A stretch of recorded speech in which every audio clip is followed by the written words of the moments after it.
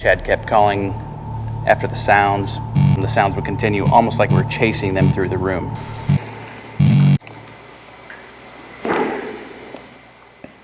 What was that? That was like a hitting sound. Did you hear that? That was a strike. Yeah. Back there.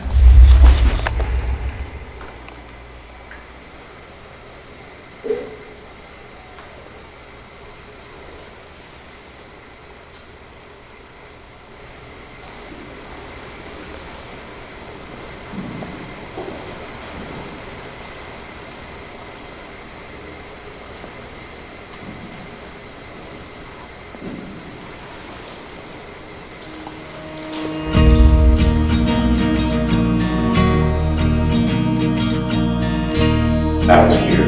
Yeah. Footsteps here. The table parts all steps, separates all glass. How did we conceive? And are we in this night? A life that was once ours, slipping through our claws. The beast in my disease has overtaken me. How is this now gone? Suddenly so wrong. I am on my knees, but I know better. This is not my life, and these are not my dreams, and this is not the side that I had hoped we'd see. This is not my life, the dirt that we now breathe. I'm begging on my knees. Oh, but I know better.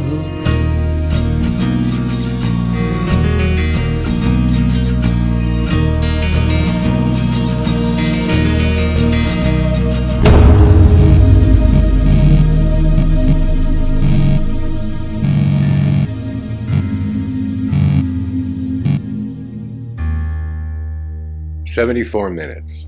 That's what I was left with. Over the last 25 years, I've engaged in over 500 paranormal investigations in 5 different countries, on 3 different continents, in which I've spent over 3,000 hours in the dark trying to document paranormal activity. And in the end, I was left with 74 minutes of footage that I could not explain. But the answers that I sought out that took me on this incredible journey, I did find in those 74 minutes. I did. And it was incredibly important to me that I found those answers. And now that I found them, I'm going to share the most compelling pieces of evidence with all of you. But as far as how did I end up on this journey, you know, when I think back to my childhood, I was a normal kid like anybody else. I wanted to be a baseball player.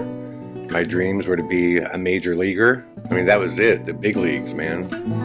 But it's funny, you know, when I look at this picture here of me on the baseball team, you know, I look like, you know, such a normal kid, and I suppose I was.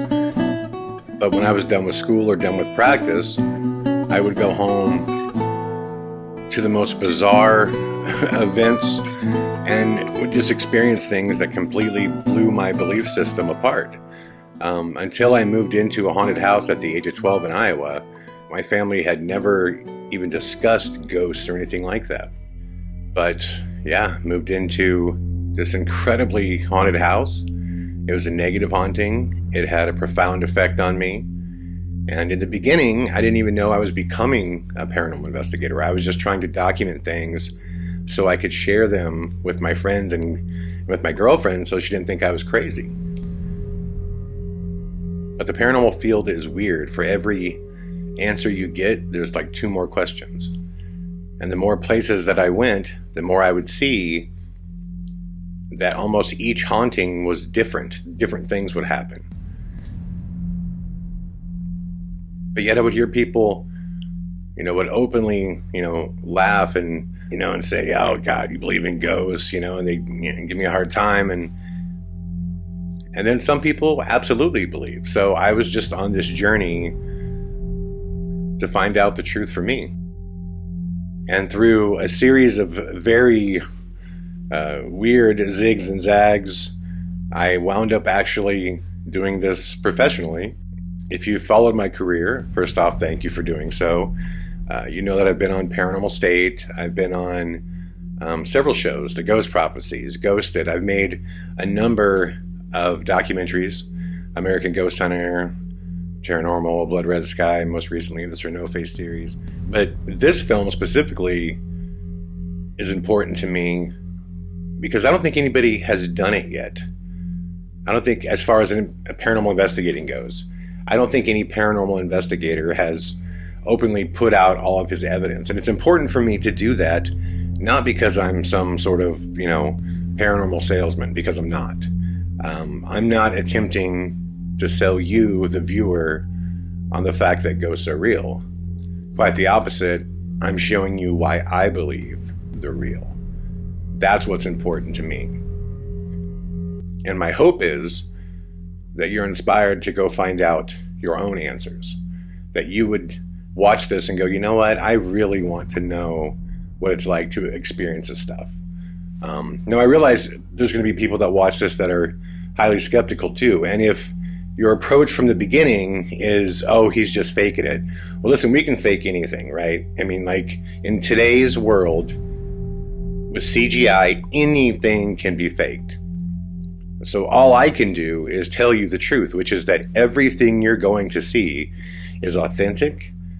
It's all real. We tried to debunk all of it and couldn't. Does that mean that we got it right on every single piece of footage? I would like to believe so, but look, part of investigating is getting things wrong and thinking you have something figured out, and then later on you realize, oh no, it wasn't that. Or finding an answer to something later on, which it happens both ways. So I'm really excited for you guys to see this, which I'm going to present it in 3 chapters. The first being audible evidence, the second chapter being photographic evidence, and the third chapter being visual evidence. And like with any good film, as it moves along, it will become more and more compelling. Let's do this.